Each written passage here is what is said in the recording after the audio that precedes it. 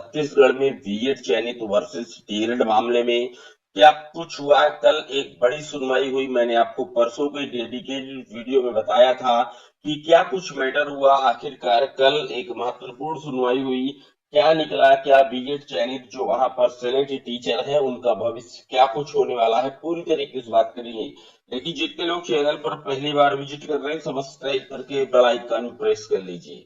Dear, जैसा कि आप जानते हैं शुरुआत से कि जब मामला एलिजिबिलिटी का माननीय सुप्रीम कोर्ट में चैलेंज था, तब वहां पर जो छत्तीसगढ़ की शिक्षक भर्ती हुई थी, तब राज्य की हाई कोर्ट ने बीएड को कंसीडर नहीं किया था। उसके बाद जो बीएड के कैंडिडेट थे वो सुप्रीम कोर्ट पहुंचे थे, तो वहां से इनकी काउंसलिंग इत्यादि की प्रक्रिया को हरी झंडी मिली थी। और उसके बाद पूरी तरीके से ये कहीं ना कहीं सिलेक्ट होकर के सिस्टम में आ गए थे। लेकिन उसके बाद माननीय सुप्रीम कोर्ट का जजमेंट आया 11 अगस्त 2023 को, और एनसीटी का बनाया हुआ जो बजट था 28 जून 2018 को, उसको पूरी तरीके से फेल्ड कर दिया गया, यानी कि जो गजट था उसको कैंसिल कर दिया गया। उसके बाद जब इसका क्लैरिफिकेशन मांगा गया था, तब फिर 8 अप्रैल 2024 को इसी 11 अगस्त 2023 के जजमेंट को खुद सुप्रीम कोर्ट में क्लैरिफाई किया जाता है। और सुप्रीम कोर्ट ने साफ तौर पर एक बात कही कि 11 अगस्त 2023 के पहले जितने भी बीएड के कैंडिडेट अपॉइंट हो गए हैं, उनको हम सेव करने के लिए जो आदेश है देते हैं। लेकिन उसके बाद के किसी भी 11 अगस्त 2023 के बाद किसी भी एक पोस्ट पर बीएड कैंडिडेट एलिजिबल नहीं होंगे, सेलेक्ट नहीं होंगे। अब यहाँ पर छत्तीसगढ़ का मामला आप जानते हैं।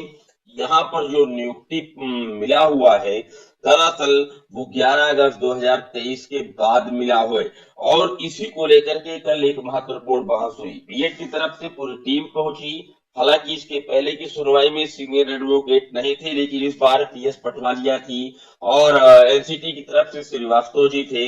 कई बड़ी एक टीम के साथ बीएड की तरफ से वहां पर पहुंचा गया।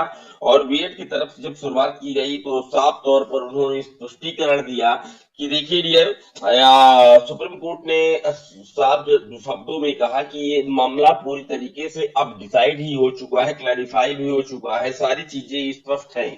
तो उन्होंने साफ तौर पर वही राम शरण मौर्य वाला पुराना केस का जो हवाला है वो देना स्टार्ट कर दिया पीएस पटवालिया ने।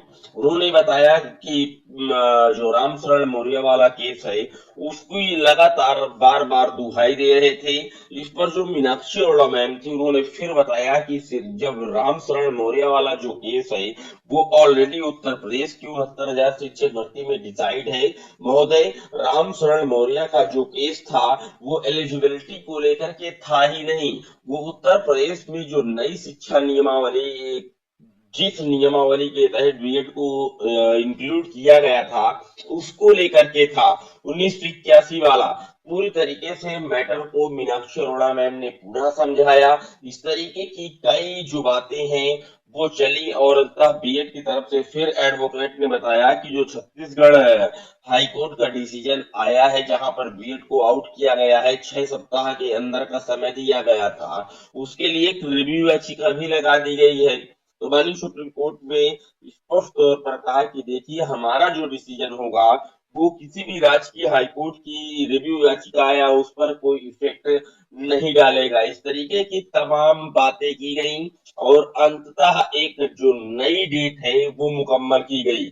आप जानते हैं 28 अगस्त 2024 को एक बार फिर से नई तिथि दी गई है छत्तीसगढ़ में इस पूरे मैटर में।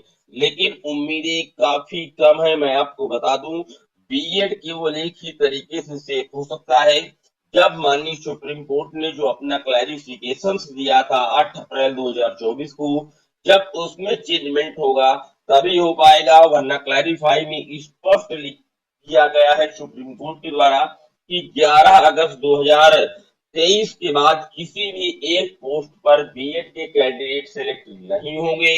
और ये सबसे बड़ा सवाल है, क्योंकि रामचरण मौर्य का जो जिक्र बार बार लगातार किया जा रहा है बीएड की तरफ से, ये और भी कई बार किया गया है। चाहे वो आप बिहार के 6वें फेज की बात की जाए, चाहे जितनी याचिकाएं गई थी रिव्यू के रिव्यू में, चाहे बीएड वेलफेयर एसोसिएशन की याचिकाएं की बात की जाए, हर जगह ये रामचरण मौर्य का जो जिन है वो उठा था, लेकिन पूरी तरीके से उसका काम जो है तमाम किया गया, क्योंकि उत्तर प्रदेश की 69,000 शिक्षक भर्ती थी।